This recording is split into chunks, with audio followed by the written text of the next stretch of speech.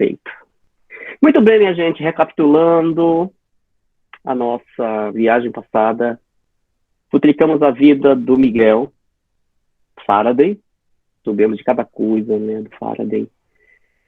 Também fizemos a prática social final da sequência didática à luz da pedagogia histórico-crítica.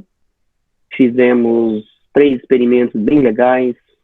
O primeiro, brincamos com a ideia da flutuabilidade, o princípio da flutuabilidade do Arquimedes com mexericas. Brincamos também com meia calça, cartas de baralho, desafiando o princípio da tensão superficial da água e da pressão atmosférica. E hoje vai ser muito legal. Quem vai dar as boas-vindas é o próprio convidado, e faz tempo que ele reclama um lugar nessa nossa viagem, então deixar que ele mesmo... Olá! Chegou o meu tão esperado dia. Claro que vocês me conhecem. Isso mesmo. O convidado de hoje sou eu, Alberto. Falar de mim é fácil, mas também é difícil. Fácil porque em todo lugar se encontra minha biografia. Difícil porque eu fiz tanta coisa, mas tanta coisa mesmo, que é realmente muito difícil selecionar. Mas esse professor que vocês têm, além de ser muito doido, ele é top. Eu vou passar a bola para ele e vou preferir que ele conte a minha história. Muito obrigado, doutor Einstein. E é isso, já tem um spoiler aqui do doutor Einstein, que nós vamos falar de uma vida muito importante para a história da humanidade, muito controversa também.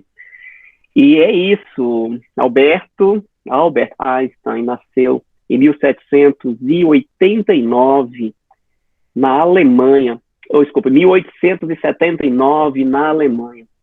Em 1879, o que é que vocês estavam fazendo, gente? Eu não sei o que vocês estavam fazendo, mas no Brasil, em 1879, as meninas deste grupo e todas as outras mulheres da época vão conquistar um direito que vai fazer a diferença para toda a história da mulher no Brasil. A mulher conquistava, a duras penas, o direito de fazer um curso superior. Que maravilha! E em 1879, nascia nos arredores de Berlim, ou de Munique, um bebê chamado Albert Einstein. O pai dele era engenheiro, daí as inclinações dele para a ciência. A mãe dele era musicista, adorava música, e um dos instrumentos que ela mais gostava era o violino. Por isso que vocês foram recebidos e recebidas hoje com Vivaldi, as 4 estações de Vivaldi. Um ano depois que o menino nasce, o pai, engenheiro, era empresário, tinha uma pequena fábrica de peças elétricas. A fábrica dele vai à falência, nessa cidade chamada Ulm. E eles perdem quase tudo. Então, eles juntam as poucas coisas que têm e eles resolvem que vão morar com o irmão do pai do Albert Einstein, ou seja, o tio de Einstein, na cidade de Munique, Alemanha. Eles vão morar realmente com ele, na casa dele, porque eles ficaram praticamente sem nada. E eles foram para Munique. E lá o pai dele, pai de Albert, abre uma nova fabriquinha, né, de material elétrico. Abre essa fabriquinha para sustentar a família. A família, o pai, o filho e a esposa. E, de alguma forma, também fazer com que sobrasse alguma coisa para ele remunerar o tio. Afinal de contas, né, o tio dele também não era um homem rico, ele era remediado. Então eles tinham que entrar com alguma parte, né, nessa temporada que eles iriam ficar na casa do tio. E ele logo vai para a escola. Alberto vai para a escola. E Alberto começa na escola com uma vida escolar muito decepcionante, vamos dizer assim, né? Ele tem péssimo desempenho escolar, péssimo desempenho acadêmico. Não que ele fosse um mau aluno, não que ele não tivesse condições intelectuais de ser um bom aluno. Talvez a escola não estivesse pronta, talvez a escola não estivesse preparada para um aluno diferente, para um aluno como Alberto, né? E a escola, na verdade, era entediante mesmo. Era uma escola tradicional de uma forma, gente, que eu tenho certeza que vocês nunca conheceram. Mas nunca conheceram escola cuja metodologia é a memorização. Nunca existiu isso por aqui. Então, a pedagogia da escola era fazer os meninos decorarem, e aí tinham que responder tal qual decorava. Mas o Alberto não era desse tipo. O Alberto era do tipo do menino, da menina, que vocês têm em sala de aula, aí eu tenho certeza que vocês têm de montão. Aqueles que perguntam o tempo todo e querem saber os porquês de tudo. Ele era desse tipo. E esse tipo de menino, a escola não tolerava muito, né? E não demorou muito, a escola manda um recadinho, manda um bilhetinho na agenda do menino para os pais. E nesse relatório, eu tenho que dizer também que além dele ter notas péssimas, de ser um menino inquieto, ele era disléxico. Então, todas as dificuldades de aprendizagem, que nós já pressupomos que uma criança disléxica tem, a escola ainda era entediante, era esse tédio todo que ele vivia. Então, nesse relatório, a escola manda para os pais, o relatório diz assim: queridos pais, o seu filho é mentalmente lerdo. Ele é insociável. E ele vive perdido em devaneios, em sonhos tolos. Literalmente assim. E continua. A carta termina assim para os pais. Que profissão, no futuro, um menino como seu filho pode ter na vida? O pai de Alberto responde o relatório, faz um textão, mas lá no textão, no final do textão, ele diz assim: sobre a profissão, tanto faz, porque ele nunca terá êxito em nada na vida. Foi a resposta do pai. Entregou o relatório. E o menino continuou, cheio de porquês, sobretudo, por que as coisas funcionavam, como as coisas funcionavam. Essa pergunta, ele era recorrente na fala, na ponta da língua de Alberto. Tio, como que isso funciona? Tia, como que aquilo funciona? Menino, quieta. Menino, põe os pés no chão. E ele era do tipo do menino que ele não sabia ouvir não. Do tipo, menino, acorda, menino, essa pergunta não tem sentido? Ele insistia, mas tem sentido. Eu gostaria de saber. E ele não desistia enquanto alguém não tentasse explicar direitinho coisas que ele queria saber.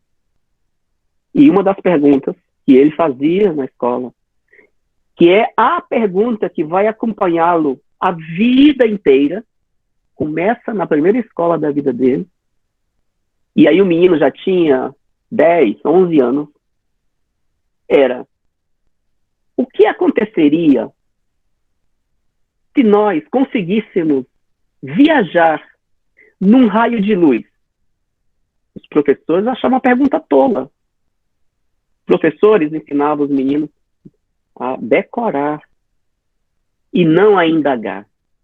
Absurdo o menino indagar. O que acontece é que aos 12 anos ele se rebela contra aquele tipo de escola que não permitia perguntar, que não permitia duvidar. E aí ele é mal visto na escola. E chove bilhete, chove carta para cima dos pais, e ele é um tormento para aquela escola, ele é um tormento para aquela classe. Aos 15 anos de idade, ele é expulso da escola. No documento, no relatório da expulsão do Alberto da escola, dizia que, desse jeito, a presença desse menino na classe é perturbadora. Isso afeta todos os outros alunos, para o bem da classe. Esse menino não estuda mais aqui. E foi isso que aconteceu. Ele foi expulso da escola, aos 15 anos. Em seguida, não demora muito, entre 15 e 16 anos, por questões políticas, sobretudo, a Alemanha, ela tem um movimento militarista muito grande. A família era uma família que prezava a paz, a humanidade, e calha, né, de Alberto está fora da escola. Então os pais resolvem se mudar para a Itália. Então eles vão para Milão.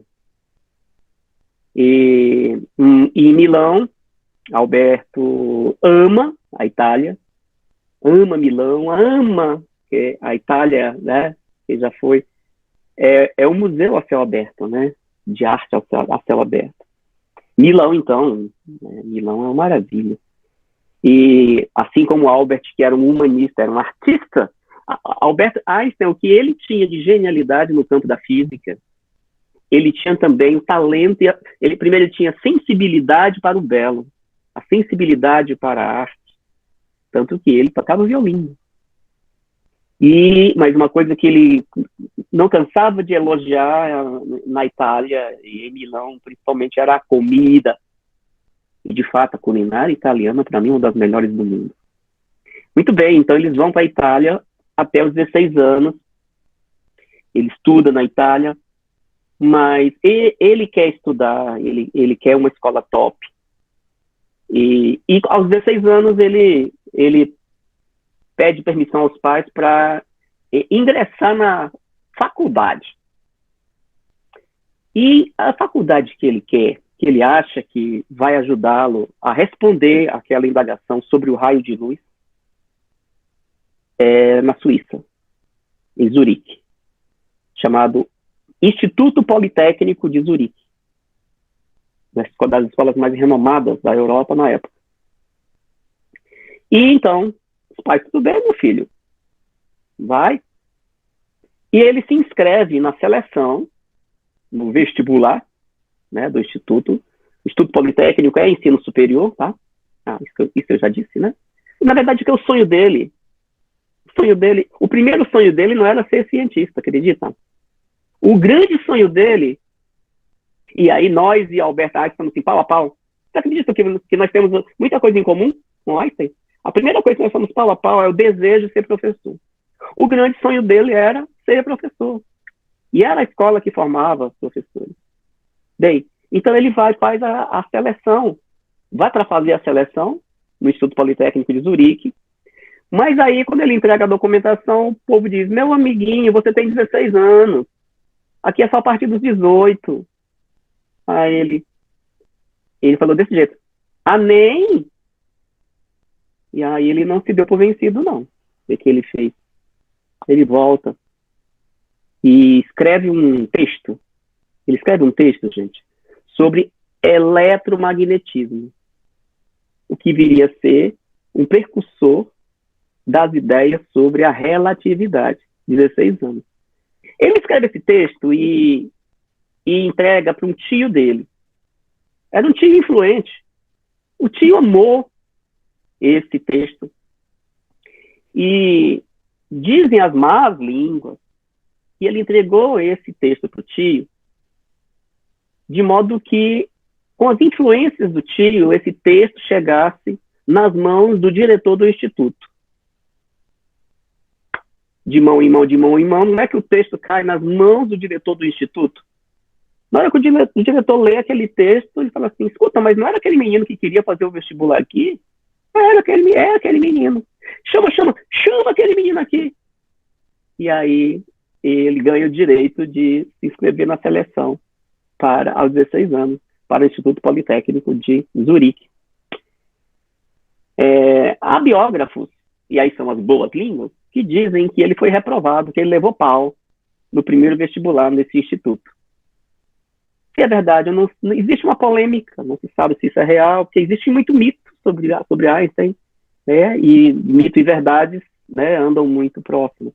Mas tá aí uma das coisas que eu acho que deve ter acontecido, sabe por quê? Porque se Einstein levou pau na vida, em algum momento na vida escolar dele, nos iguala também. Quem de nós um dia não levou pau numa prova, em algum concurso, em alguma coisa? Então eu gosto demais dessa ideia da gente ser igualzinho a ele. E aí dizem que no ano seguinte ele fez essa seleção e, claro, e aí ele foi admitido. Ele foi admitido. E chega nos primeiros dias de aula. Sabe qual foi a primeira pergunta que ele fez pro professor? Professor, como é que seria se a gente conseguisse viajar num raio de luz? Ah, meu Deus, vai começar tudo de novo. Os professores não deram bola para a pergunta, viraram as costas, deixaram ele lá, com os devaneios dele, esse raio. Que raio de menino é esse? Ô menino que perturba. Ave Maria. Nenhum professor embarcou nesse devaneio dele, pelo menos em princípio. Mas, gente, ele era tão obcecado por essa pergunta que ele levou 10 anos da vida dele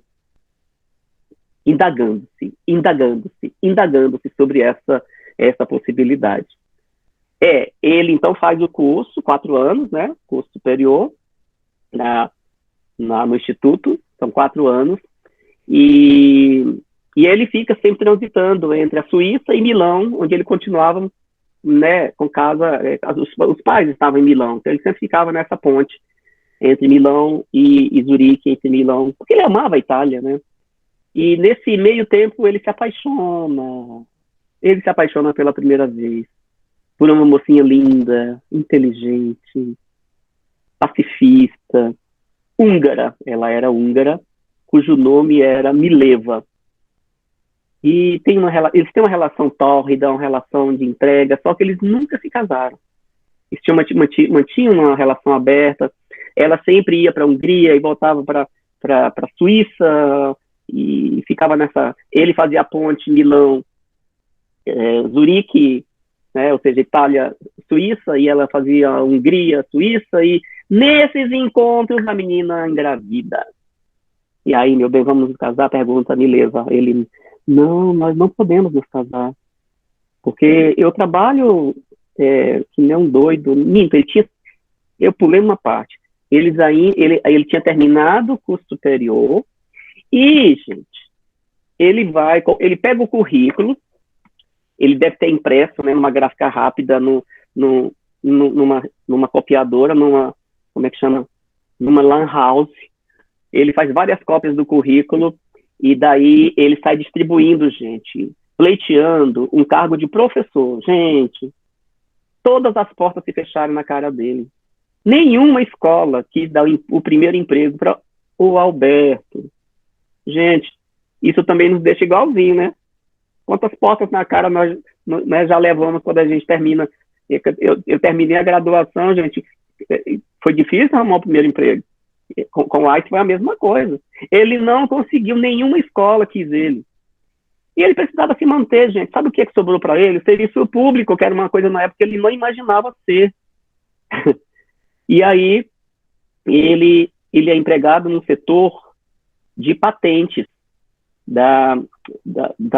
do país. O setor de patentes é um emprego em que ele e o grupo analisavam pedidos de registro de patentes de outros inventores.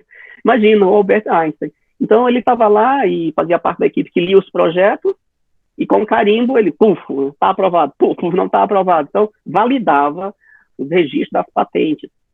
E aí sim, Tem a história da gravidez da namorada. E aí a namorada toda, Albertinho, vamos nos casar? Mas me leva, você tá vendo como é a minha vida. Eu trabalho praticamente full time. E era realmente, o cara trabalhava que nem um louco. Ele trabalhava 8 horas no serviço de patente, 6 horas corridas no setor de patente, gente, e dava aulas particulares. Ele queria ser professor. Então dava aula que nem um louco. Inclusive, ele abriu um cursinho preparatório para admissão no Instituto Politécnico de Zurique. Ele já sabia todas as manhas. Então ele ensinava os outros jovens, né? Preparava os outros jovens para o exame de seleção no Instituto Politécnico de Zurique. E aí, logo, tchan, tchan, tchan, tchan, a namorada engravida. E dá à luz a uma menina. E agora? Albertinho, vamos nos casar? E ele, mas me leva. A coisa complicou pra gente. Agora, além da gente não poder se casar, nós não podemos ter essa filha. Mas, Albertinho, ela acabou de nascer. Mas a gente precisa se livrar dela. Desse jeito. Por que, Albertinho? Porque você sabe que aqui na Suíça, os pais que não são casados são mal vistos. E eu temo perder o meu emprego. E era verdade. Funcionário público tinha que ter, para a época, um comportamento exemplar, não podia ter filhos sem serem casados. Porque realmente corria um risco de perder o emprego. Imagina. Mas, gente, eles tomaram essa decisão. Eles abandonaram a menina. Ela volta para a Hungria, ele continua na Suíça. Ninguém sabe ao certo se ela foi adotada. Alguns acham que ela foi adotada, mas outros acham que ela morreu de escarlatina, antes mesmo de ser adotada. Então, desse capítulo, e foi consensual, ambos concordaram, enfim. Passado esse capítulo da filha, os dois ainda tiveram mais um filho, o Hans, mas ele continua muito compenetrado, focado no trabalho e na indagação. O que aconteceria se um ser humano pudesse viajar em um raio de luz? Porque, na verdade, essa pergunta não era compreendida. E nem era uma metáfora. Porque ninguém podia mesmo sentar num raio de luz, montar num raio de luz e viajar no raio de luz como se monta num cavalo. Não era isso que ele estava querendo indagar. Na verdade, o que ele estava querendo indagar, o que aconteceria se nós viajássemos à velocidade da luz? Era essa a grande indagação. E como ninguém dava pistas e não tinha Google, cabia a ele se empenhar em responder essa pergunta, né? E essa pergunta vai ser a grande motriz da teoria da relatividade, né? Talvez a mais famosa e mais importante descoberta das tantas que ele fez. Os buracos negros, o buraco de minhoca, a radioatividade. A teoria da radioatividade mudou o mundo, né? Mudou o mundo. Mas, enfim, nessa época, como foi que ele chegou nessa teoria, né? Super famosa, né? Gente, esse cara, pelo menos no princípio, ele não fez nenhum experimento em laboratório. Ele não fez nenhuma experiência de modo geral. Ele não fez nenhuma observação. Ele não fez nenhum cálculo, pelo menos a princípio, no começo. Ele chegou ao resultado, a essa resposta, pela lógica. Pela lógica. Claro, depois vieram as experiências, né? E experiências exclusivamente mentais, né? Primeiramente, exclusivamente mentais. Já vai, Sheila. E uma coisa levava a outra, E aí chegou um dia em que ele conclui, prestem atenção, que matéria, lembre-se primeiro, né, gente? Tudo é feito de matéria. Nós somos matéria. Os objetos. O ar que a gente respira, água, tudo é feito de matéria.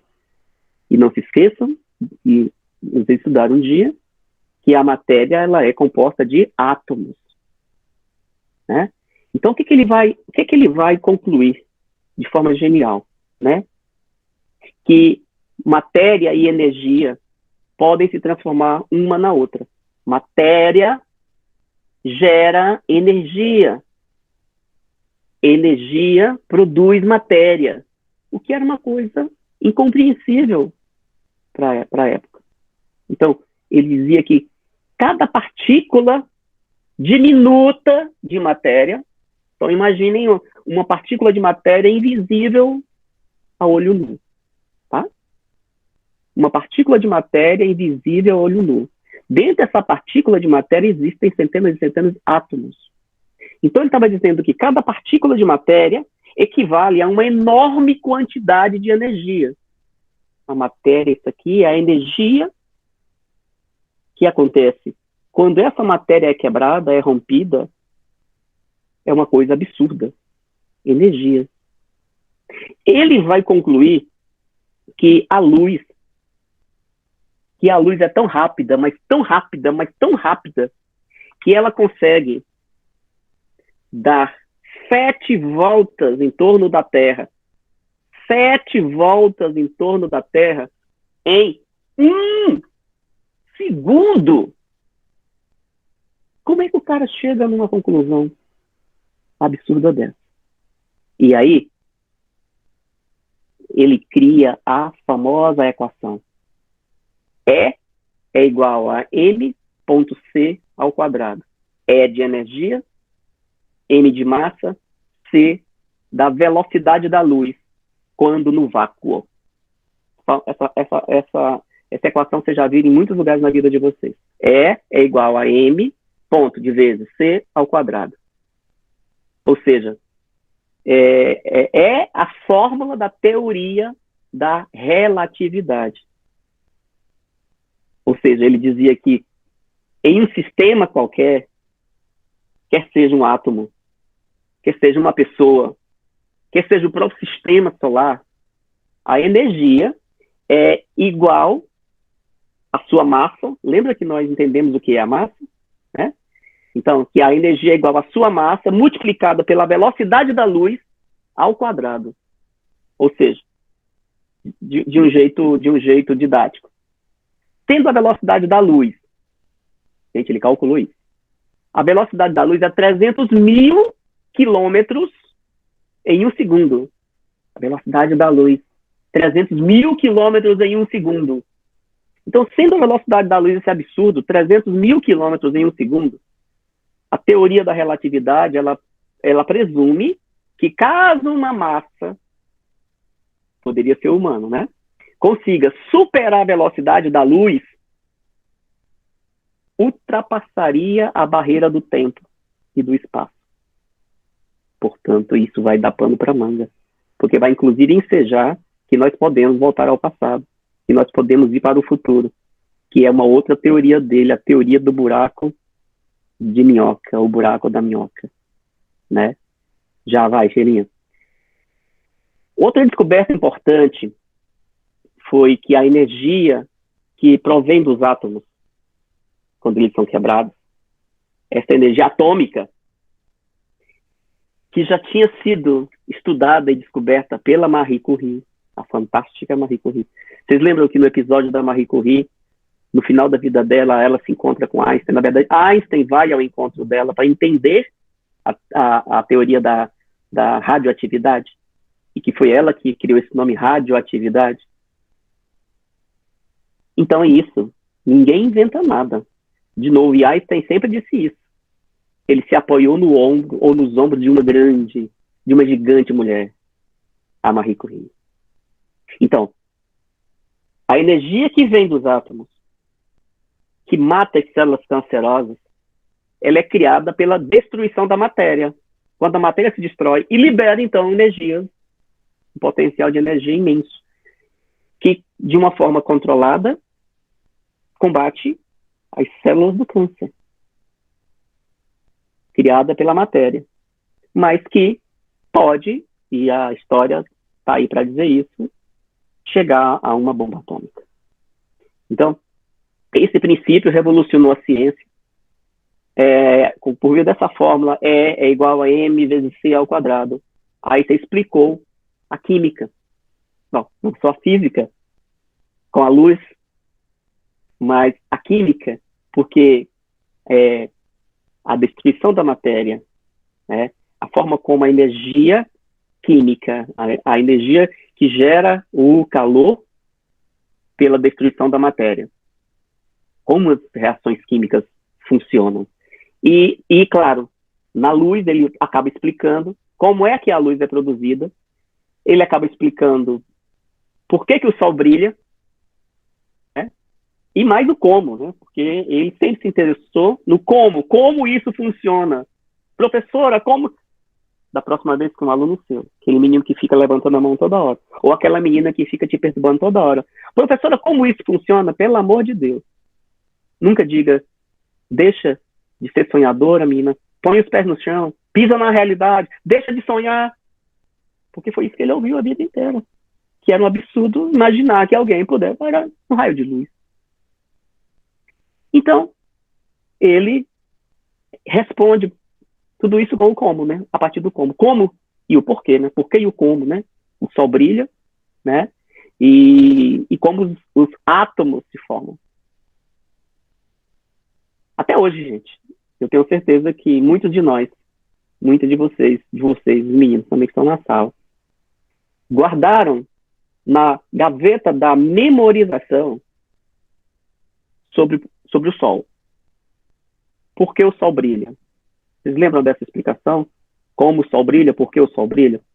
Porque vocês talvez não tivessem, né, tido essa oportunidade de pegar uma... Né, porque provavelmente ele teve um professor, né, que o ajudou a pegar sua indagação, né, e não desistir dela. Quantos de nós já desenhamos quando nós éramos estudantes e aí nós orientamos os nossos estudantes a desenhar o sol? Aí o menino pega o sol, a menina também, né, faz uma... Isso, Sheila, eu vou chegar lá. O menino faz uma bolinha, né? E aí a gente faz o quê? Umas escamazinhas assim, né? Esse desenhozinho assim, acreditando piamente que são labaredas. Que o sol é uma grande bola de fogo. Por isso que queima, por isso que é quente. É uma bola de fogo. Então, vamos aproveitar essa semana e vamos dizer para os meninos que no sol não tem fogo, coisa nenhuma. O que resulta do sol, quer dizer, o sol não é um processo físico, é químico. Exatamente o que a Sheila colocou no rodapé aí. O que acontece no sol é nuclear. É energia nuclear que faz o sol ser o que ele é. Exatamente, uma fusão nuclear. Próximo do que as usinas nucleares fazem. Então, o calor e a energia proveniente do sol, ela é química, ela não é física. E a gente não pode continuar iludindo. Não mais do que iludindo, né? A gente construindo conceitos errôneos, conceitos equivocados. É uma dessas situações, né? E aí, eles pegam e...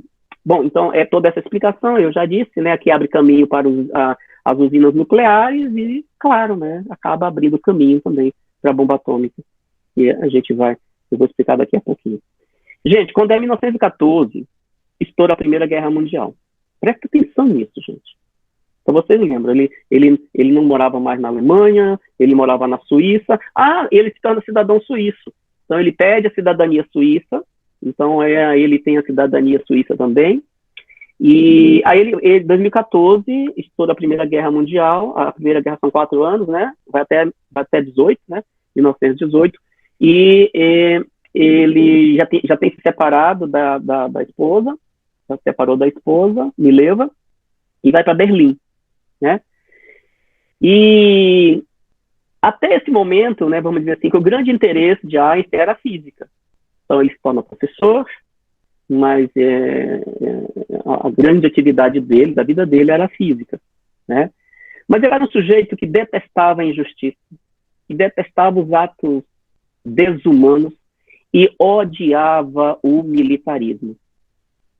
Vocês lembram que quando eles saem da primeira vez da Alemanha para a Itália, foi fugindo do quê? Do militarismo. De um movimento militarista que estava a outra extrema-direita dominando a Europa, e na Alemanha não era diferente. Em 1914, então, começa o movimento, a guerra, na história da guerra, e o movimento militar ele é muito acentuado, o bélico é muito acentuado. E, embora Albert dizia que odiava política, eu odeio política, mas ele era um cara político, porque ele passou a dividir o tempo dele entre um físico e um professor em protestos, em manifestações, os congressos, as conferências que ele dava, ele sempre fazia crítica à guerra, sempre fazia crítica ao armamentismo, sempre fazia crítica à extrema-direita alemã. Certo? Bem, mas nesse tempo, ele começa a rodar o mundo. Ele já é um cara muito famoso, e anda o mundo inteiro, os Estados Unidos, foi várias vezes. Ele veio ao Brasil, tá? Né? Esteve no Brasil também, fazendo suas conferências e pregando a favor da paz. Sempre a favor da paz e criticando os tiranos. Sobretudo um cara que começou a criar asa na Alemanha, chamada Adolf Hitler. E é isso que acontece, que em 1921 ele chega no auge da fama com o Prêmio Nobel. Ele recebe o Prêmio Nobel de Física em 1921, e bem que ele podia ter recebido também o Prêmio Nobel da Paz. Mas aí ele recebe o Prêmio Nobel da Física. Gente, presta bem atenção no que eu vou dizer. A Primeira Guerra Mundial começa em 14, termina em 18, certo? Termina mais ou menos, né? Termina o conflito bélico. Mas as movimentações políticas na Europa, né, elas não se apaziguaram. Ou seja, de 1918 a 1933, esse movimento ultradireitista vai redundar no surgimento de um cara, esse cara, chamado Adolf Hitler. Em 1933, Adolf Hitler assume o poder, né, de extrema-direita. E aí, a hora que o Albert, nas conferências que ele fala, ele já dizia: gente, olha, presta atenção no que eu vou dizer.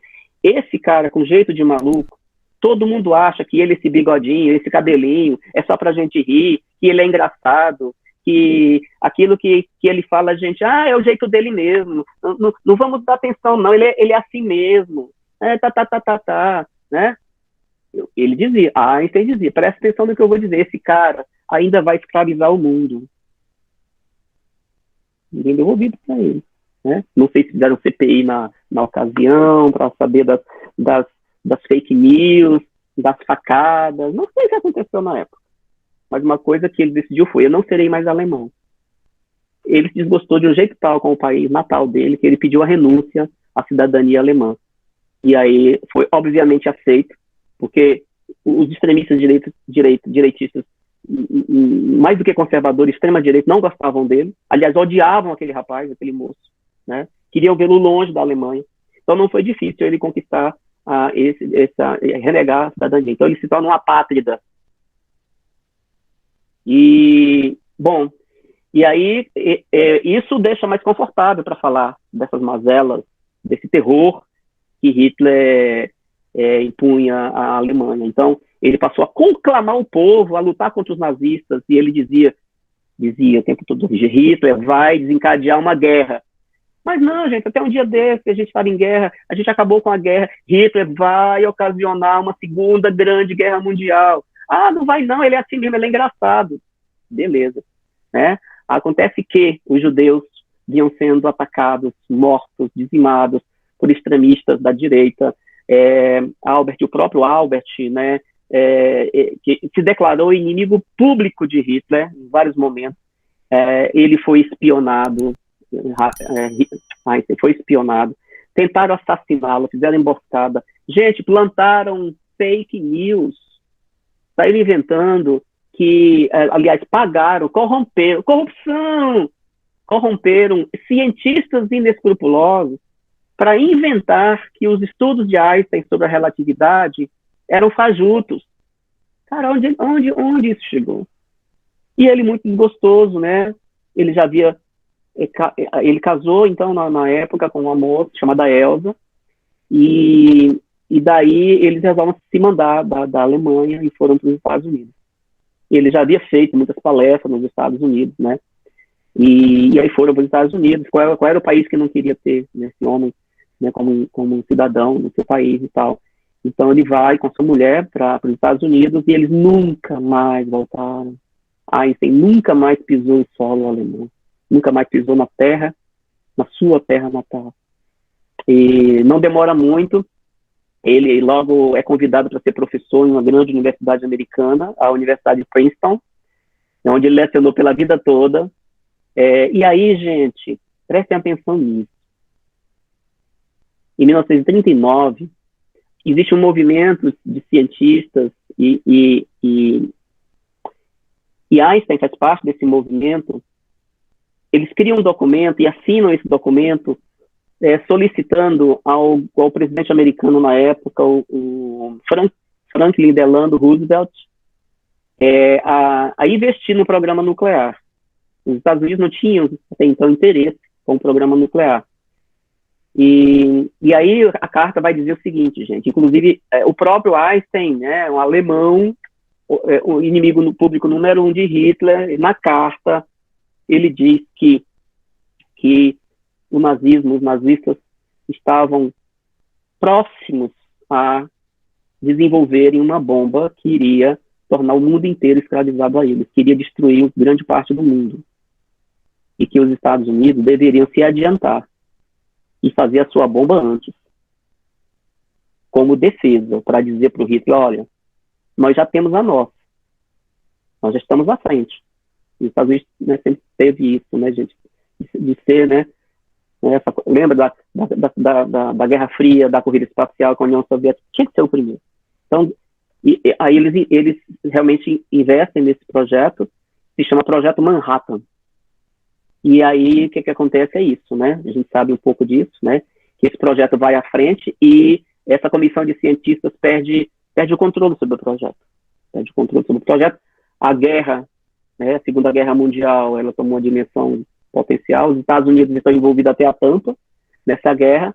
E agora, eu tenho uma bomba atômica, você não tem, né?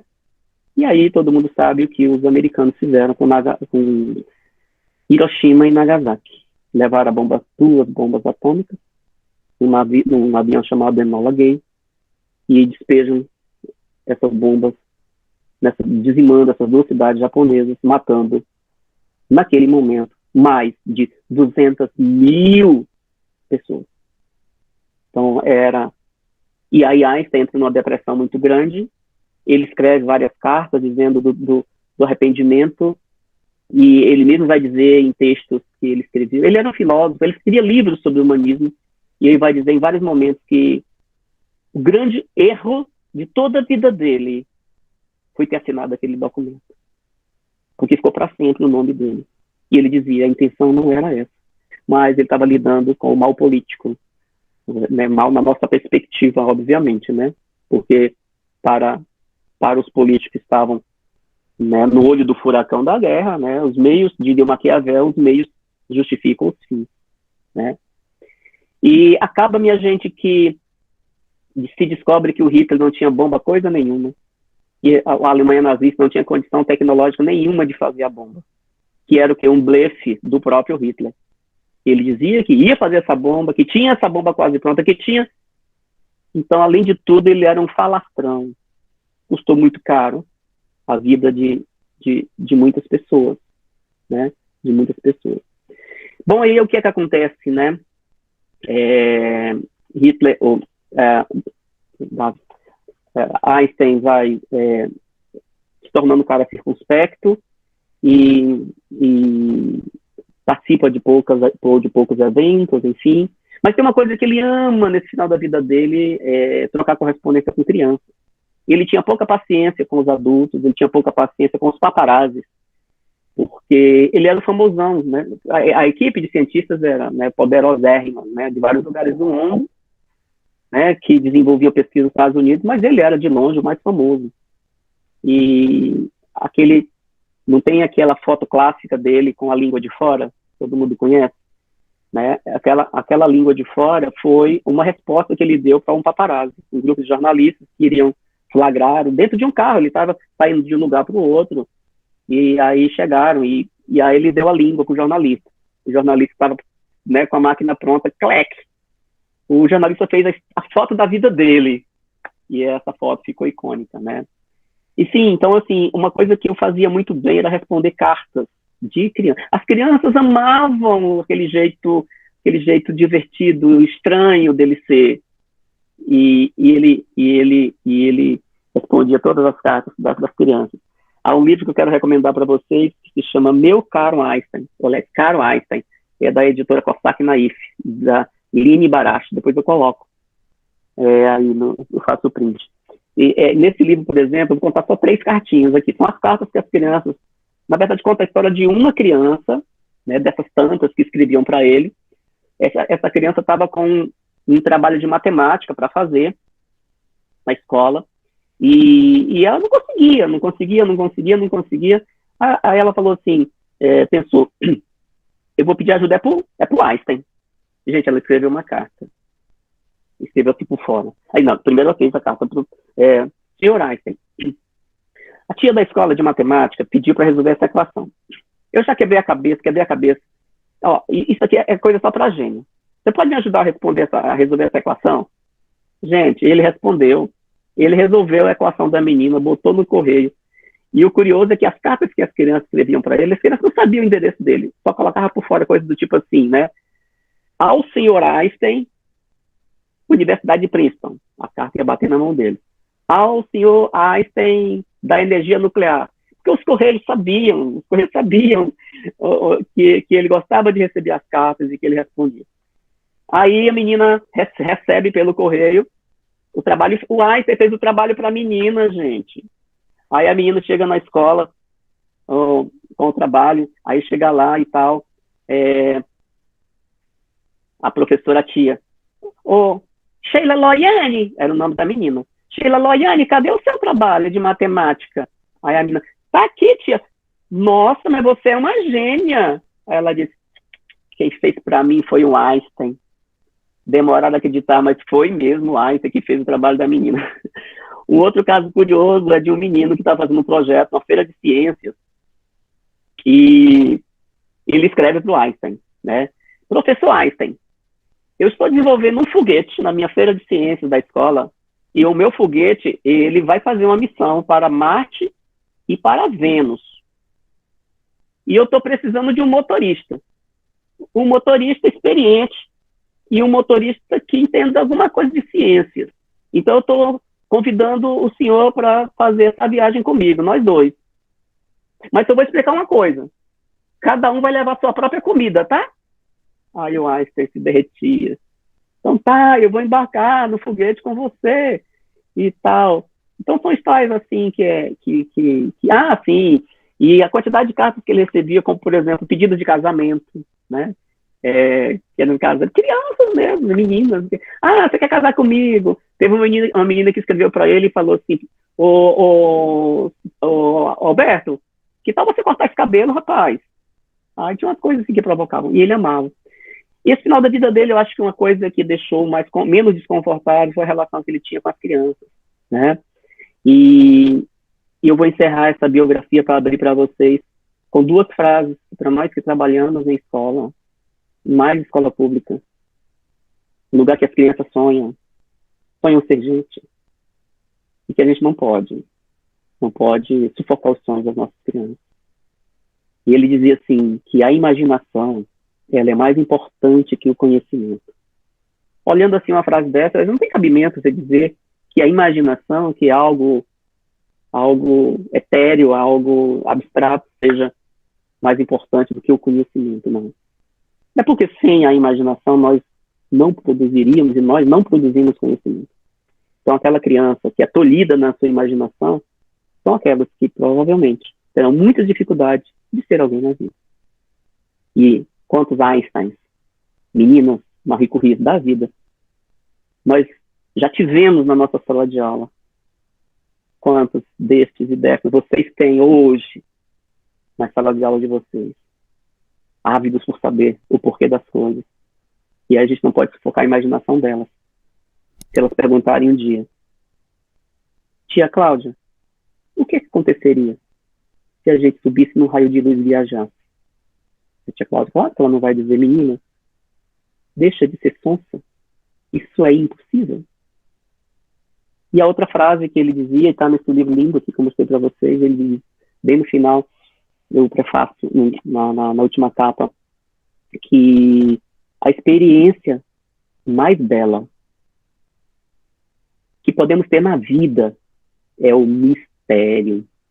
O mistério é a origem de toda a arte verdadeira. O mistério é a origem de toda a ciência. Aquele que não consegue sentir essa emoção do mistério, aquele que não consegue mais se maravilhar, se deslumbrar, é como se estivesse morto. É como se os seus olhos estivessem fechados.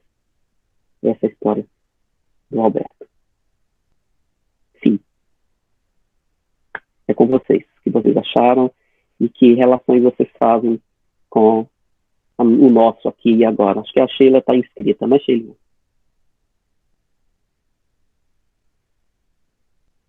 Pode falar, Sheila. Você está o microfone fechado, me parece. Está sem microfone. Nós estamos te ouvindo, Sheila Laiane.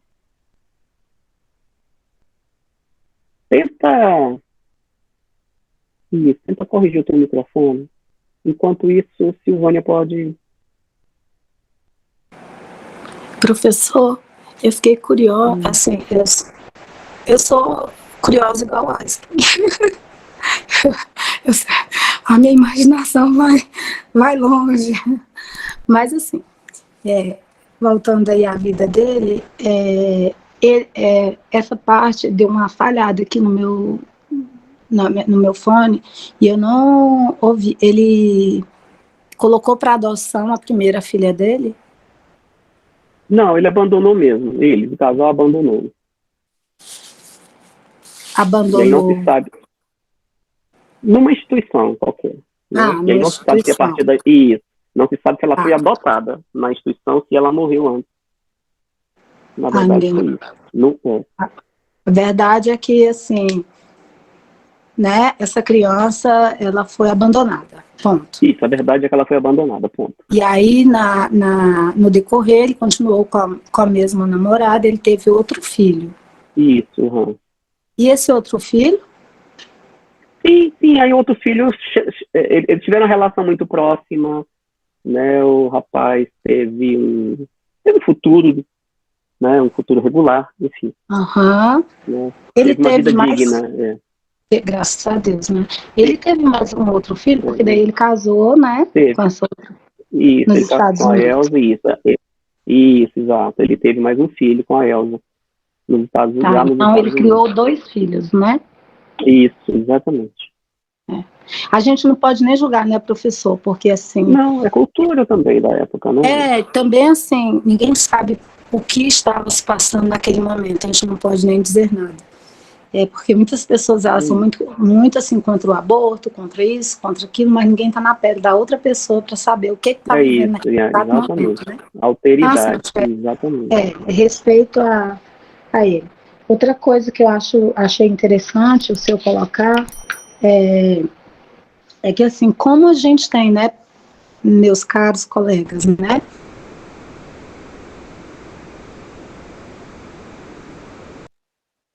Ih, Silvânia, agora é você que está frisando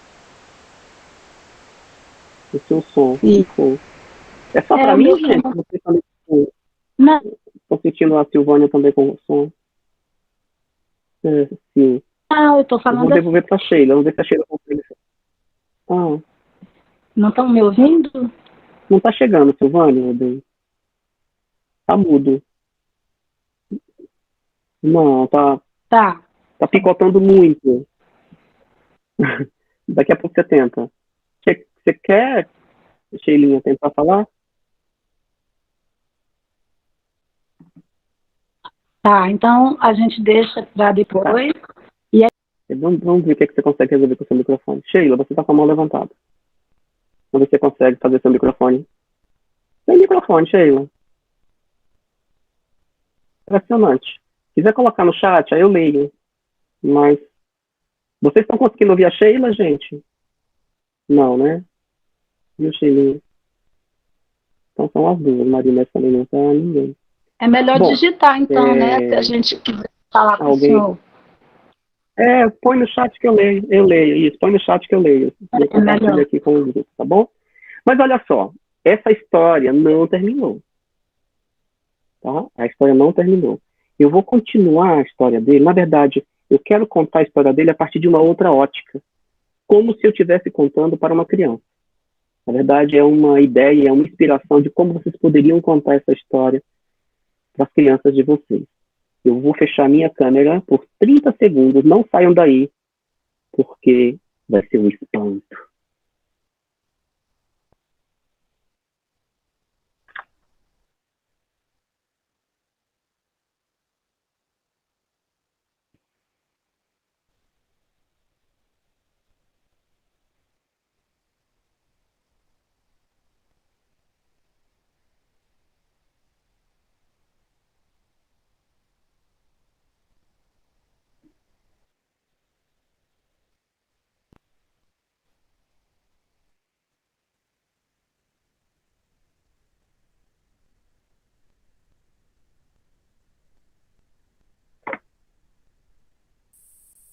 Olá!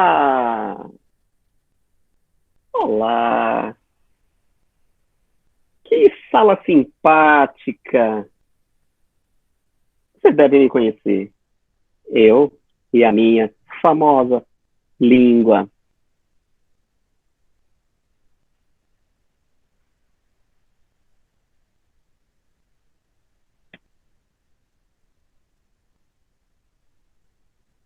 Eu estou aqui para contar uma história de uma obra chamada Um Raio de Luz. A história de Albert Einstein. Escrito por Jennifer Burney e ilustrado pelo Vladimir Radunsky. Publicado pela Companhia das Letrinhas. Logo no começo, a autora faz uma dedicatória muito, muito emocionante. Ela diz: dedico este livro para o próximo Einstein, que hoje, provavelmente, ainda é uma criança. As ilustrações são tão bonitas, o projeto gráfico é tão bonito, e eu vou contar a história mostrando as ilustrações aqui para vocês. Então, este é o presente do dia. Quando chegar, vocês me avisem.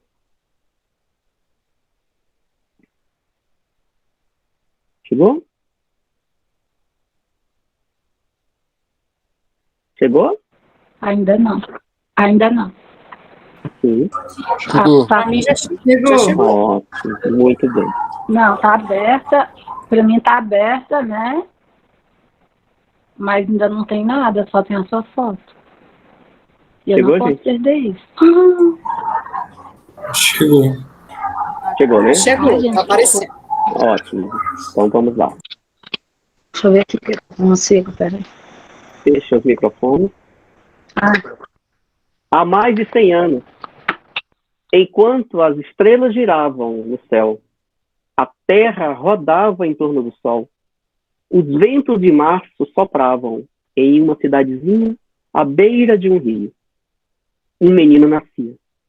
Seus pais o chamaram de Albert. Albert fez 1 ano e não disse uma palavra. Albert fez 2 anos e não disse palavra alguma. Albert fez 3 anos e não falava quase nenhuma palavra. Apenas observava o mundo ao seu redor, com seus olhos, com seus olhões curiosos. Observava e se perguntava. Observava e se perguntava. Seus pais se preocupavam. Albert era tão diferente. Será que tinha alguma coisa errada com ele? Mas o amavam mesmo assim. Um dia, Albert estava de cama, doente, e seu pai trouxe uma bússola para ele. Uma bússola. Aquela caixinha redonda, com uma agulha magnética dentro. Albert virava e virava a bússola, mas a agulha sempre apontava para o mesmo lugar, o norte. O menino ficou tão intrigado que o seu corpo até estremeceu. De repente, percebeu que o mundo era cheio de mistérios, ocultos, silenciosos, desconhecidos e invisíveis. Ele queria entender esses mistérios mais que tudo. Albert começou a fazer perguntas. Perguntas em casa, perguntas na escola. Fazia tantas perguntas que alguns dos seus professores diziam que ele estava atrapalhando o resto da turma. Diziam também que ele nunca iria ter alguém se não se comportasse como os outros alunos. Mas Albert não queria ser como os outros alunos. Ele queria descobrir os mistérios ocultos do mundo. Um dia, enquanto andava de bicicleta pelo campo, Albert olhou para os raios de luz que o sol disparava na terra. E ele se perguntou como seria andar de bicicleta num daqueles raios. Naquele mesmo instante, Albert começou a pedalar espaço afora, num raio de luz. Foi o maior e mais excitante pensamento que eles já tiveram. E sua cabeça ficou ainda mais cheia de perguntas. Albert começou a ler e a estudar. Leu sobre a luz e o som, o calor e o magnetismo, e sobre a gravidade, a força invisível que nos puxa para baixo em direção ao nosso planeta e mantém a Lua flutuando lá longe, no espaço sideral. E leu sobre números. Albert adorava números. Eles eram como uma língua secreta que ajudava a compreender as coisas. Mas nem mesmo toda essa leitura respondeu às perguntas de Albert. Então ele leu mais, e se fez mais perguntas, e aprendeu mais.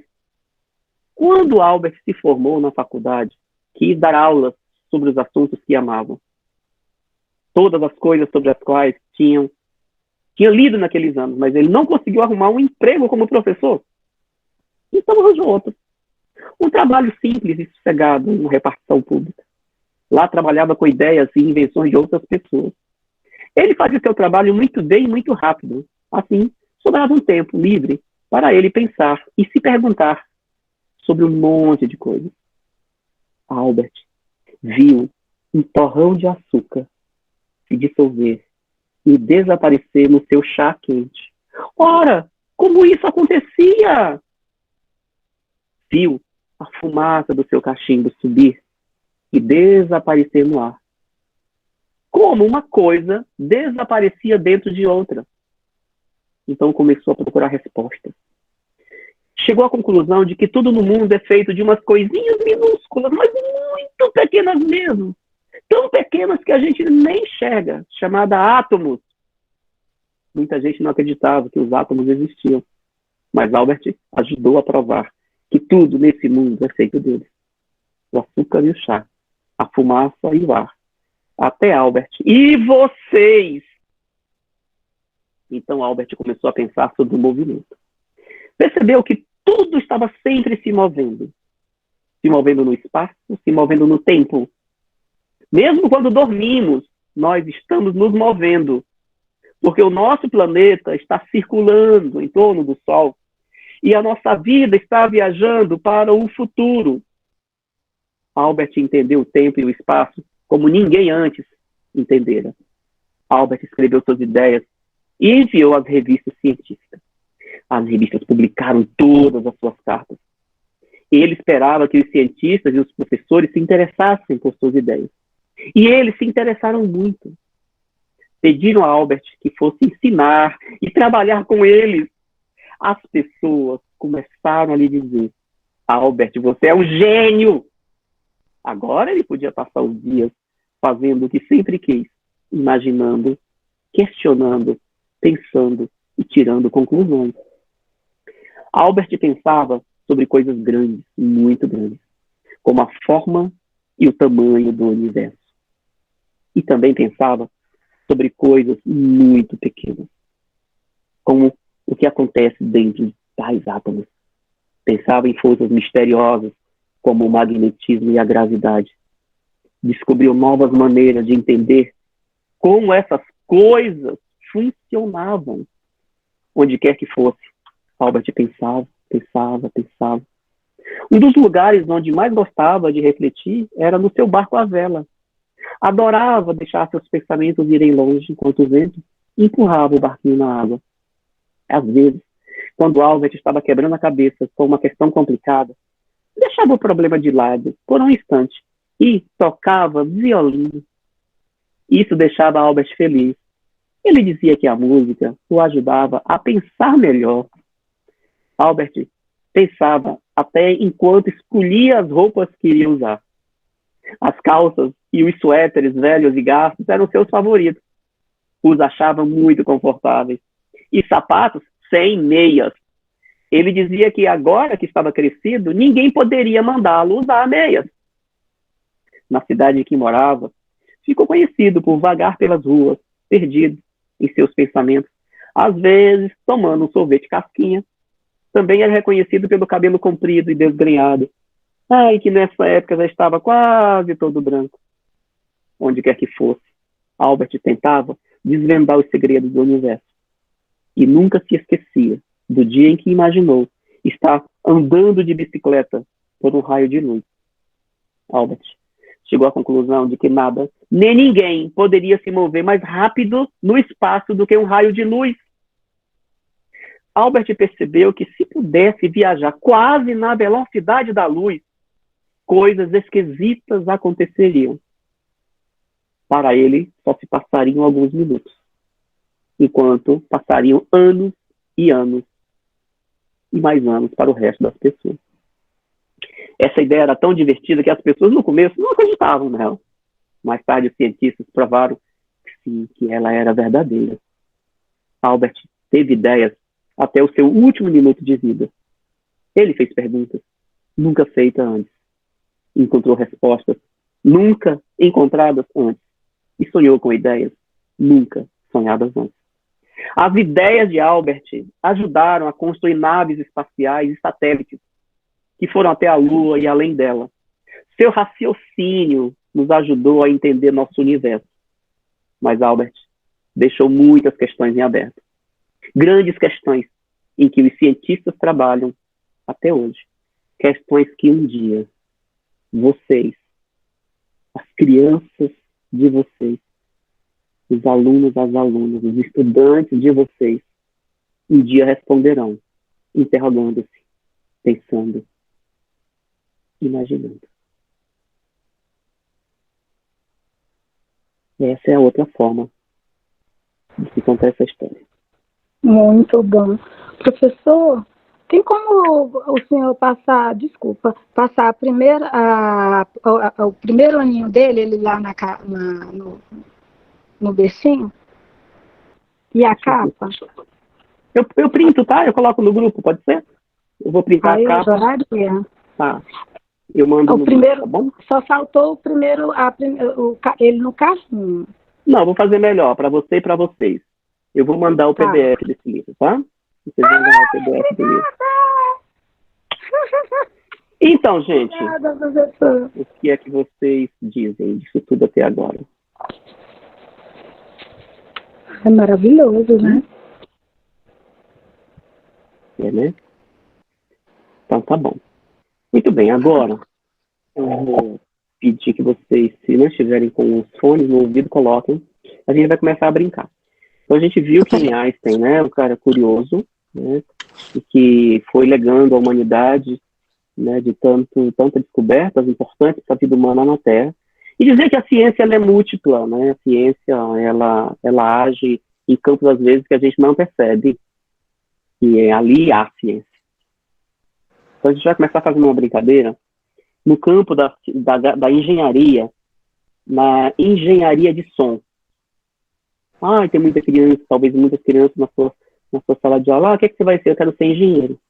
Mas o que é ser engenheiro? Engenheiro é quem constrói um prédio. Engenheiro, né? Então, nós sabemos que os ramos da engenharia, por exemplo, né, que envolve a física, envolve outros campos, né, são múltiplos. Um deles é a engenharia de som. Então, eu vou colocar aqui no chat um link. E vocês vão acessar esse link. É uma música do YouTube, tá? Então, deixa eu explicar tecnicamente o que ela é, que é uma modernidade da música em 8 dimensões.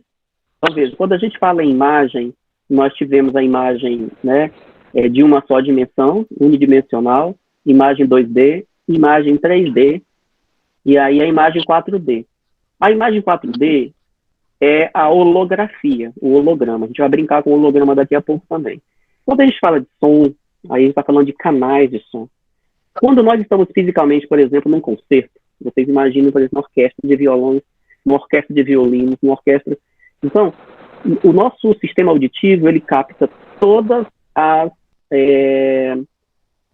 os canais de áudio daquele conjunto de equipamentos. Nós captamos tudo. É um equipamento perfeito no nosso sistema auditivo. Quando a gente ouve à distância, ou no streaming, num CD, num DVD, na TV, não é a mesma coisa, porque aquele sistema estéreo, ou seja, a engenharia de som até então, por um tempo, tinha chegado no sistema estereofone, né? E aí tem o Dolby Stereo, o som do cinema que existe de melhor é o Dolby Stereo, que é aquela sensação de você estar envolvido no todo. Mas não é a mesma coisa como se você estivesse. Então a engenharia de som desenvolveu essa tecnologia chamada 8D, o sistema binaural. E é o sistema que vocês vão ouvir agora essa canção. Vou colocar logo aqui no link, acessem o link. É um link do YouTube, né? Tem vários comerciais. Vão saltando os anúncios, tá? Acho que deve ter 2 anúncios, saltem os anúncios. E quando começar, é a canção Aleluia. Vocês vão ouvir de um jeito que vocês jamais vão se esquecer. Quando começar o sistema de 8D, vocês vão perceber. É como se, na verdade, a tecnologia faz com que o som saia de um hemisfério cerebral para o outro, passando pelo nosso córtex. É como se realmente esse sistema, essa tecnologia entrasse no nosso cérebro, fizesse parte da nossa estrutura cerebral. Quando vocês começarem a ouvir, vocês coloquem aqui no chat, só dizer, começou para mim, para a gente começar junto e terminar junto. Tá bom? Pois é, Sheila, exatamente. É esse mesmo grupo que eu trouxe para vocês curtirem agora, é um grupo americano chamado Pentatonix. Esse álbum, depois que vocês procurem, é só com Professor, eu não estou 8D. vendo. Não, você tem que clicar no link, meu amor. Tá? O link está no chat. Então, onde tá?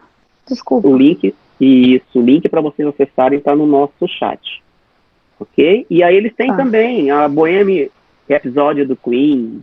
É uma coisa fantástica. Mas vou parar de falar para deixar vocês acessarem e usufruir. Deixem as câmeras abertas, desliguem o microfone e quando começar a música, vocês podem fechar os olhos. Tem 2 anúncios chatos, vocês pulem os anúncios e daqui a pouco começa o experimento. Professor, desculpa, a minha conexão caiu. O senhor pode colocar o link novamente, porque aqui não está aparecendo para mim. Posso. A conexão caiu, vou ter agora. Pronto? Obrigada. Tá aí o link. Começou para a Sueli, obrigado, Sueli. Então vamos lá, gente. Eu vou parar de falar, tá?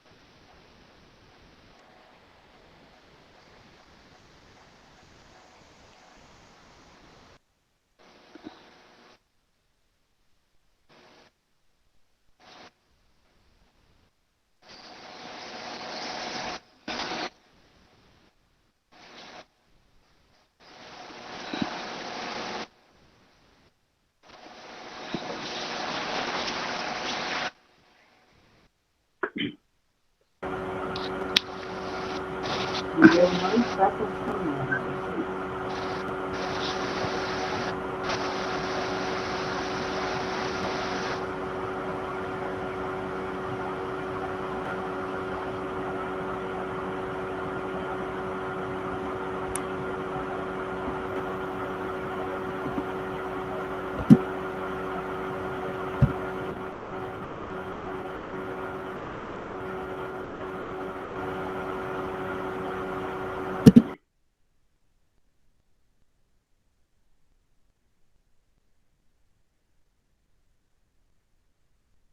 Terminou? Quem já terminou? Sueli terminou, Thaís, Regiane. Então, comentem essa experiência. Como foi?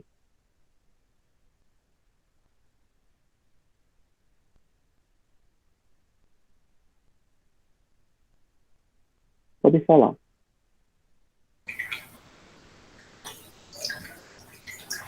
Thaís, essa é a ideia mesmo, né? Fala, Claudinha, Regiane. Perceba pela sua voz.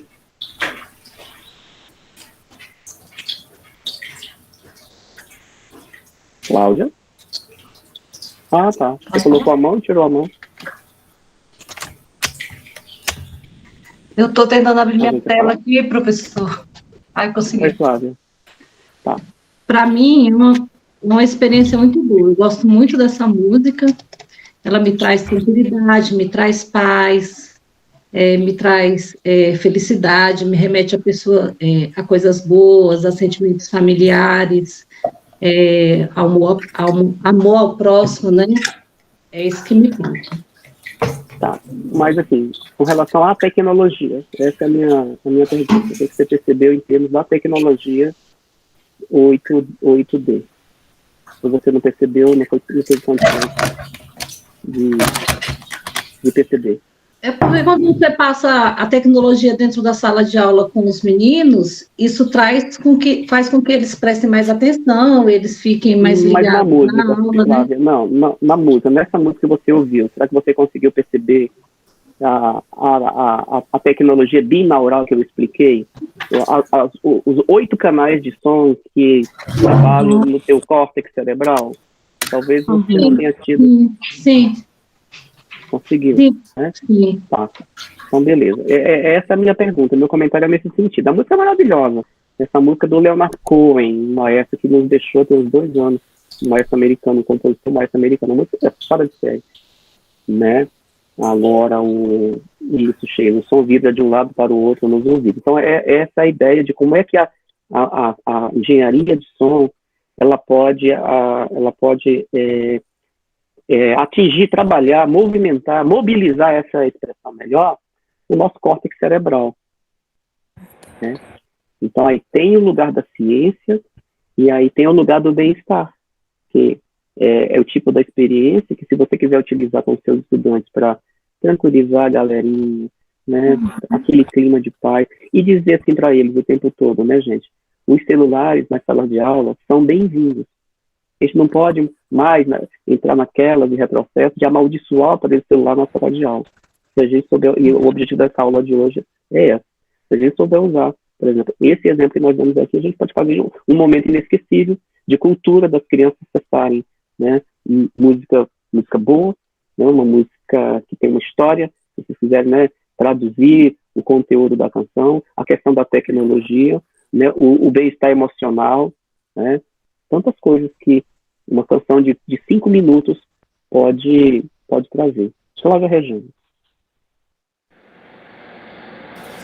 Bom, é sobre a música, a tecnologia que o senhor falou, né?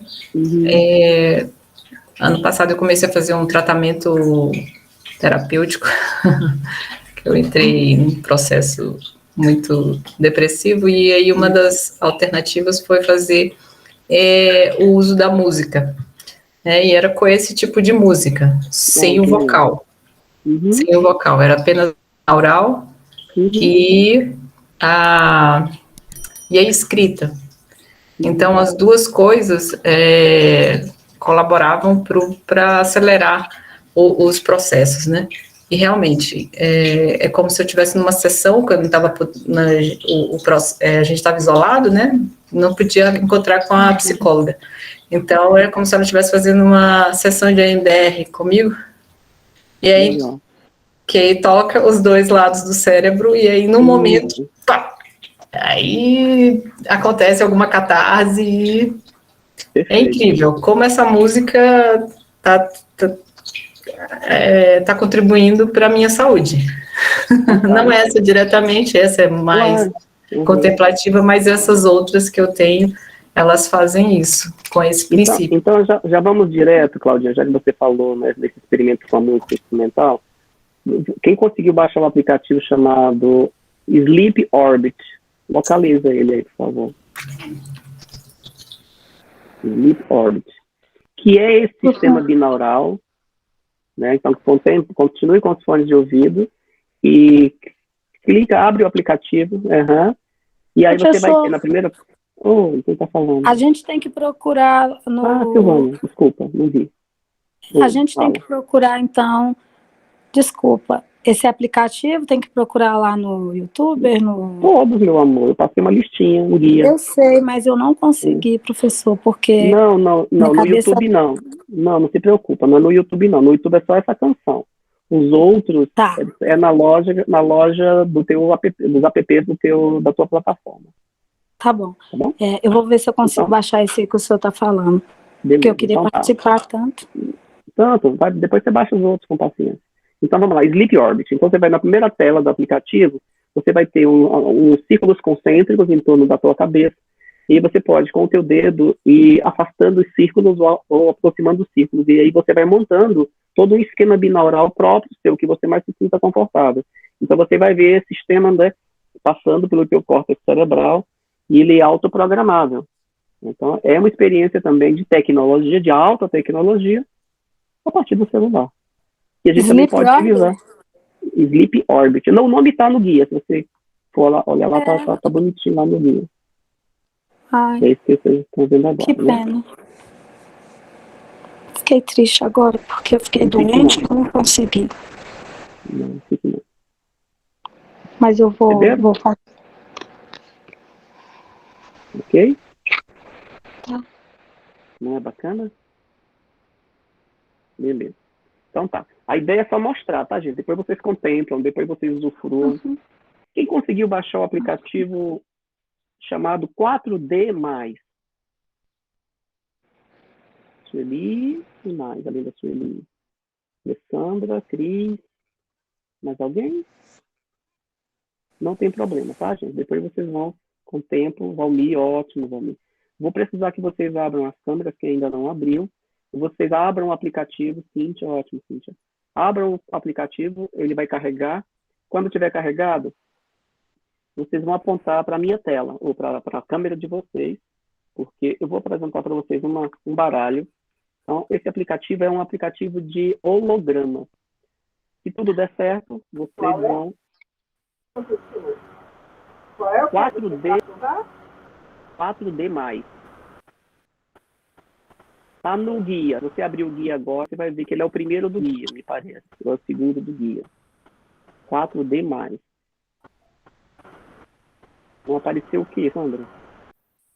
Você não conseguiu baixar? Eu acho que eu não consegui.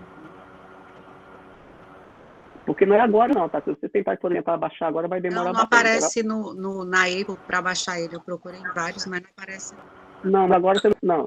Se você não conseguir baixar antes, não foi antes, eu agora, tentei, não. Vão perder, não aparece. Eu tentei isso que eu disse. Isso, todos. Isso que eu não se preocupa, isso que eu disse, gente. Toda certeza que vocês, muitos deles não vão conseguir. Lembra que eu expliquei no começo da aula? Lembra disso tudo da aula? Muitos desenvolvedores não atualizaram, muitos já foram excluídos das lojas virtuais, muitos de vocês só tem para iOS, outros só tem para Android. Então não se preocupem, não precisa ficar preocupado com isso. Só para aqueles que conseguiram... Que é isso, no nosso caso. Exato. Se vocês printem e coloquem no grupo dos demais ver. E depois, você tem o guia, vocês podem com paciência ver em outro momento que o desenvolvedor já disponibilizou na plataforma. Pode não ter agora, mas pode ter depois. Tá bom? José Cleide, quer perguntar? Valdir, você que conseguiu, coloca aí pra gente.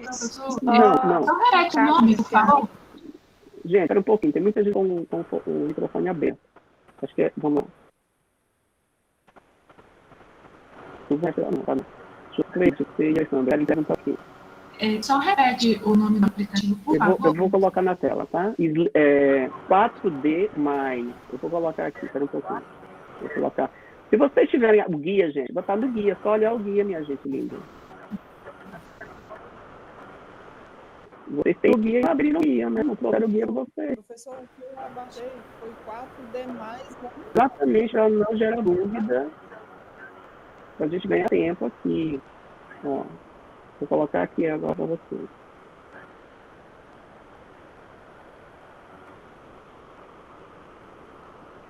Esses aqui são eles, ó. O 4D+, ele é esse desenho aqui, ó. Esse aqui, ó. Vou mostrar agora para vocês. Esse aqui, ó. 4D+. Pronto? Então vamos lá. Quem não conseguiu baixar, não tente baixar agora, senão não vai conseguir. Vai levar tempo. Alessandra, fala. Eu acho que eu baixei o 4D+ animais. Tá errado, né? Não, é só desse jeito. Rigorosamente como tá. 4D+. Por isso que eu coloquei a fotinha. Lembra que eu falei assim? Confiram se o ícone é igual. Se não for, não vai rodar. Mas não se preocupe. Vamos brincar, que a gente está perdendo tempo. Depois, quem está brincando comigo, vai compartilhar lá no grupo a fotinha, tá bom? E depois eu vou mandar esse jogo para vocês. É um presente. Eu vou mandar em PDF para vocês recortarem. Porque são cartas de um baralho. Ó. São 23 cartas que trabalham o tema reino animal em holografia. Então, são 23 cartas, são 23 letras do alfabeto, né? Então, cada uma tem o nome de um animal, tem um desenho de um animal, a foto de um animal, a letra pela qual começa o nome do animal, a grafia do animal, o nome, e se estiver trabalhando nas perspectivas de alfabetização, tem as formas de grafar o nome desse animal. Essa carta que eu peguei por acaso é uma cobra, a Naja. Então, vocês que estão com o aplicativo já aberto, o que vão fazer? É só abrir, dirigir a câmera agora para essa carta. E aí, só vocês que estão com o aplicativo, que eu quero que liguem o microfone, porque o animal vai emitir um som aí no computador de vocês. O som e a holografia. Ele vai sair dessa carta e vai chegar aí.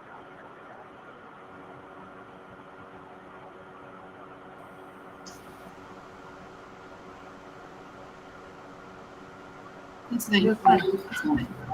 Musiclade deu certo. Claudinho, Tabolão de que deu certo. Não é legal? E se você girar o seu celular, ela muda de posição também, aí o holograma muda de posição. Próximo animal.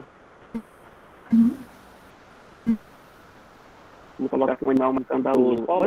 Vamos lá. Também a vacina. Fofa, né? Que bom. Deu certo aí.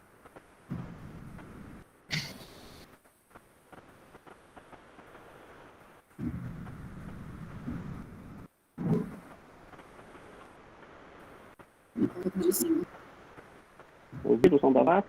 E aí a voz do aplicativo vai dizer o nome do animal. Próximo animal. Deixa eu colocar um outro animal aqui bem legal, bem bonitinho que a criança gosta. A onça. Também a onça.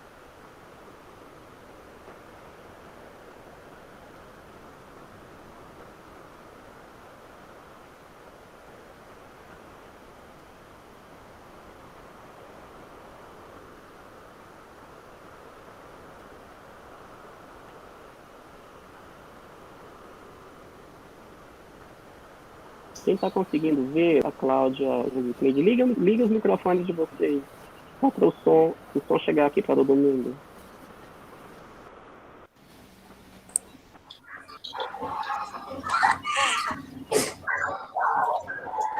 Aí. O meu está aparecendo.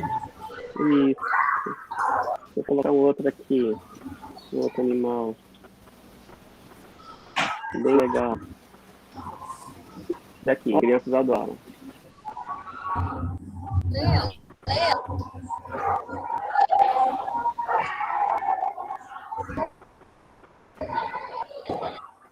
Pronto.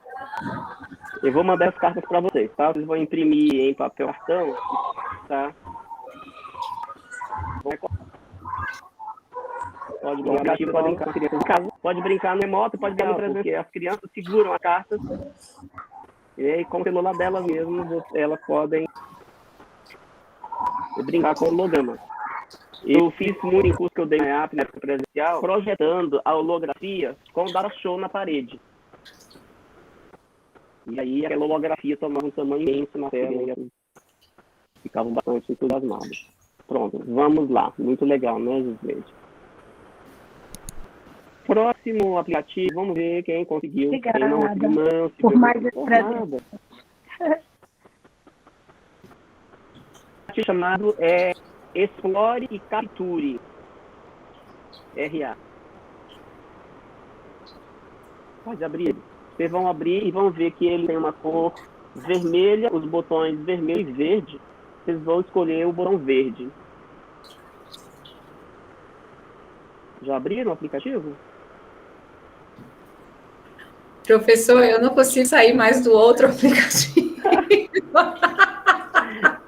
Não é possível, né? Tá aqui, parado aqui, ó. E aí, Oi? se você apertar o botão central do smartphone, ele continua? Ah, eu vou fazer aqui. Vai ter que talvez que desligar. Continua, é igual o meu. Eu reiniciei aqui para poder. Então vamos esperar. Quem conseguiu mudar para o outro aplicativo direto? Levanta a mãozinha aí, por favor, fala no microfone. Beleza, Cíntia. Então, quem já está no aplicativo Explore e Capture RA, que é o botãozinho verde, eu vou mostrar para vocês uma obra. Eu vou mandar também em presente uma ou duas páginas desse livro. É um livro sobre animais selvagens. E também as páginas têm a história dos animais, conta todo o bioma que eles habitam, enfim, todas as características dos animais. E eles são hologramas também, então eles saltam das páginas do livro para a realidade.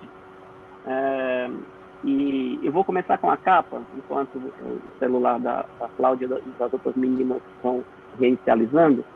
E aí vocês, só para ver se vocês estão com o aplicativo certo, eu vou tirar aqui de um jeito que vocês vão, com o aplicativo, fazer a leitura dessa capa. Se tudo deu certo, o leão vai piscar para vocês e emitir um som. O Alan já conseguiu. Desculpa, mais quem aí? Sueli. Pronto. Eu vou agora mostrar algumas páginas desse livro. Conseguiu, Claudinha? Já reiniciou? Já está com o aplicativo aberto? Eu consegui. Minha filha está achando o máximo aqui. Qual o nome da tua filha, Cíntia? Aline.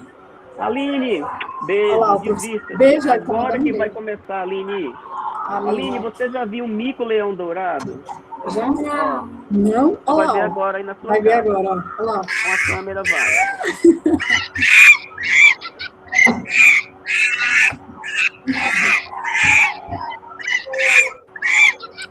Legal, né? Vou mostrar agora a zebra.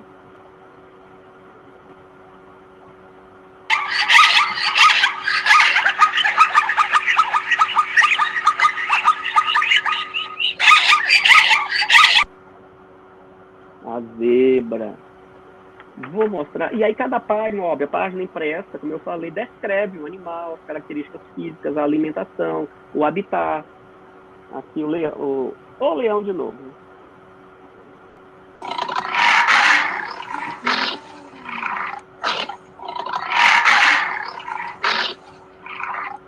Faça um print, por favor, e coloca no grupo, quem está conseguindo ver, para compartilhar com os colegas.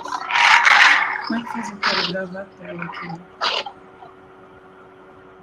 Legal, né? E assim vai. Um rinoceronte.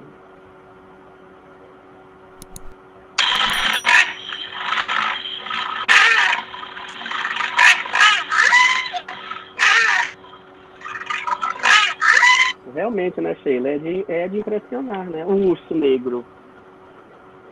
Tá gravando?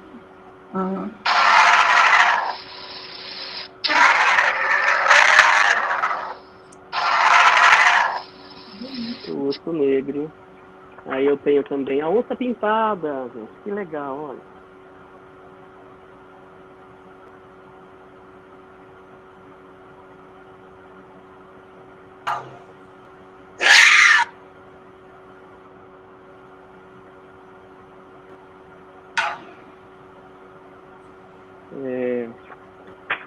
O elefante.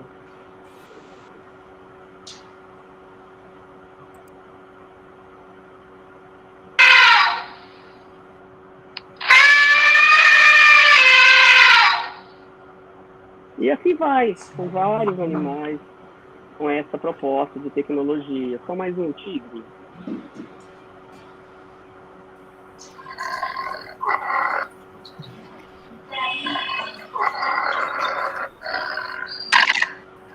Pois bem, esse livro é fácil de encontrar, na Amazon tem, né, baratinho, o aplicativo é gratuito, mas eu vou mandar 2 páginas só para dar água na boca, tá? De vocês.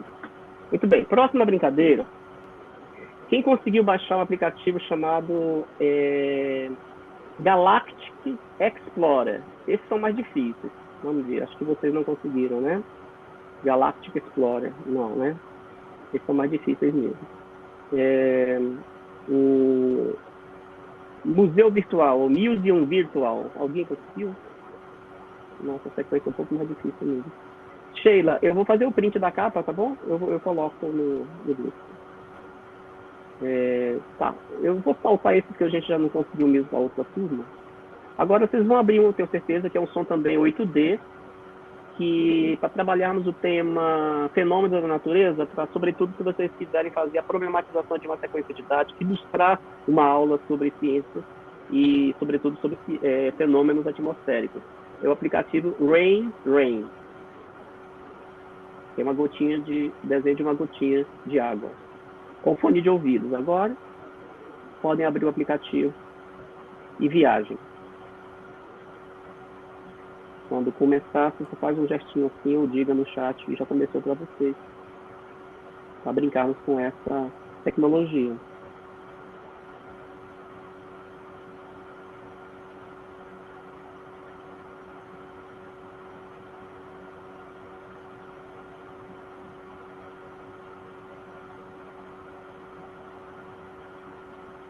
Isso, inclusive, vocês podem usar para dormir.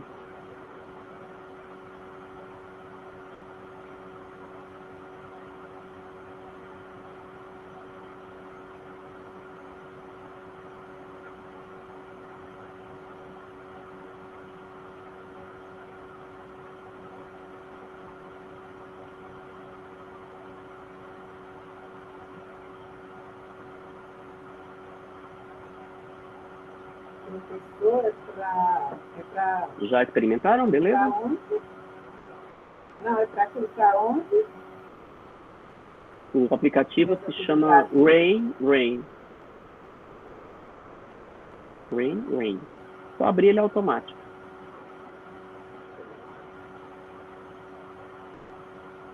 Ok? Vamos lá, vamos pro próximo. Depois vocês explorem. Gostou, Cláudia Rejane? Muito bacana, né? Tem 1001 utilidades. Coloquei, vocês podem colocar nesse tempo quente, né? Liga o umidificador e coloca o aplicativo como se estivesse chovendo. Mas dá para a gente trabalhar do ponto de vista das ciências também. O próximo aplicativo é o Star Walk, que tem uma constelação, desenho de uma constelação. Abram ele aí, por favor, quem conseguiu.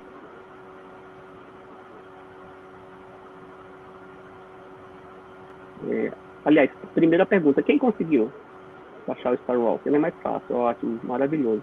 Gente, eu sou fascinado por esse aplicativo. Faz tempo que eu tenho e eu uso para mim mesmo, né?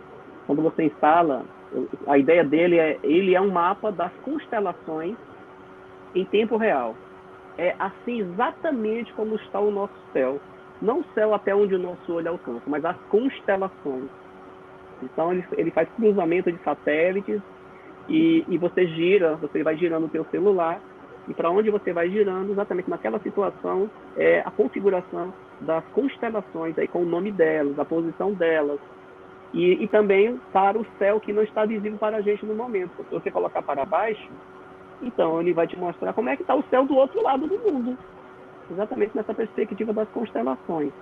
Ele te avisa sobre chuva de meteoros, então a gente vê chuva de meteoros, a gente vê passagem de cometas.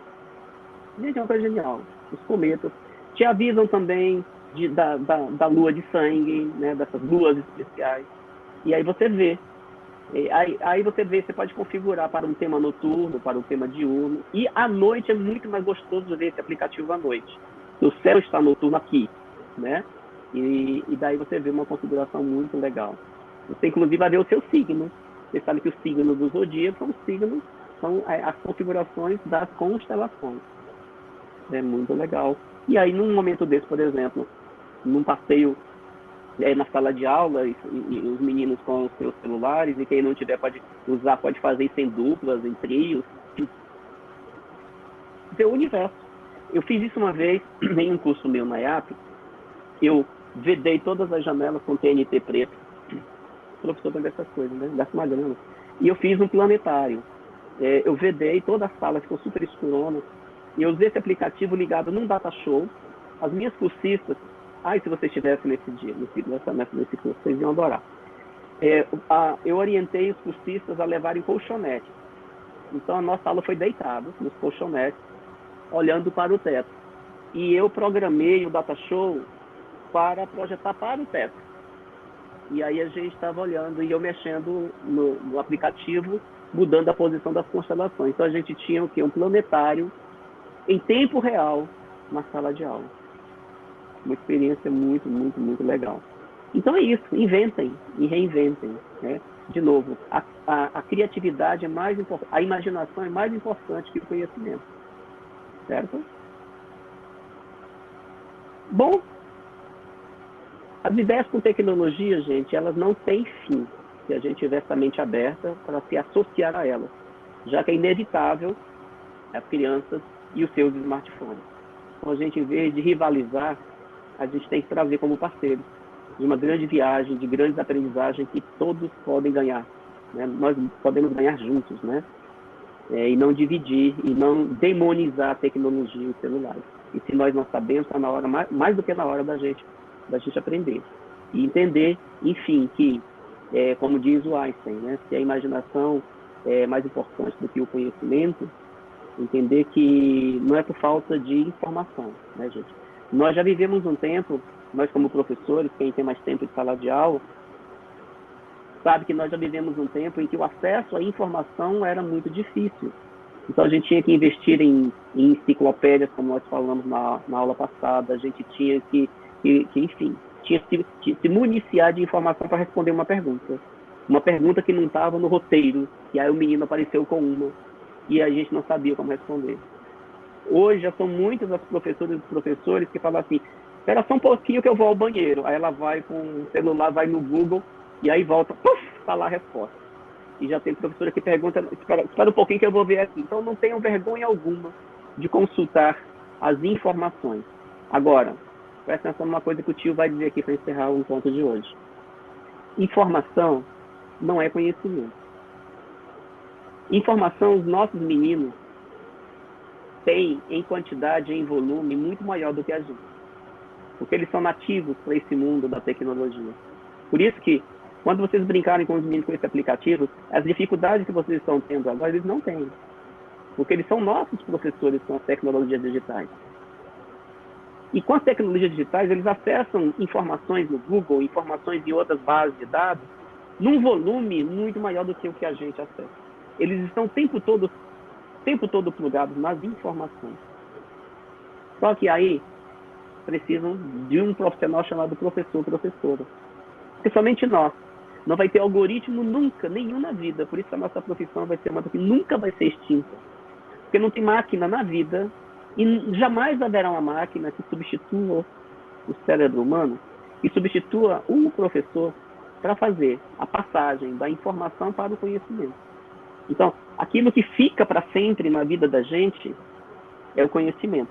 A informação a gente descarta. Então, por isso, o que adianta, como as crianças e os jovens fazem muito? Recolhem, conservam, reúnem uma quantidade imensa de informação E o que eles fazem com elas? Descartam, porque elas são descartáveis, para poder outro volume de informações virem tomar o lugar delas. Aquelas que são produtivas, que produzem sentido para elas, são aquelas que ficam para sempre. As coisas que vocês aprenderam na escola, e aprender é isso, diferente da escola do Einstein, não é memorizar. E, de novo, as aprendizagens memorísticas, elas são fugazes, elas só servem para aquele momento pontual, quer seja para uma prova de matemática, para uma prova de português. Né? Você memorizou, colocou na prova, se é que aquela memória tua vai ter condições de guardar até a hora da prova. E aí você usa, você descarta, não serve mais. Aquilo que a gente aprendeu de verdade é aquilo que a gente tem como parte das nossas experiências de vida, para sempre a nossa vida. Então, aquilo que vocês falam assim, poxa vida, isso eu nunca esqueci, é porque, na verdade, você aprendeu. Aí é a pista de que a gente aprendeu. Na pedagogia histórico-crítica é a catarse. Quando a gente fala assim, uau, como é que eu nunca pensei nisso? Pode ter certeza, se hoje do nosso encontro, vocês tiverem em algum momento da nossa tarde, essa sensação de, puxa vida, como é que eu não soube disso antes? Vocês vão lembrar dessa aula pro resto da vida de vocês, como professores e professoras. Porque foi uma que, em algum momento, vocês, de fato, produziram sentido a partir de uma informação. Deixou de ser informação e passa a ser conhecimento. E esse é o nosso papel, de professores e professoras, que buscam a pedagogia que produza sentido, que seja libertadora, que seja produtiva. Né?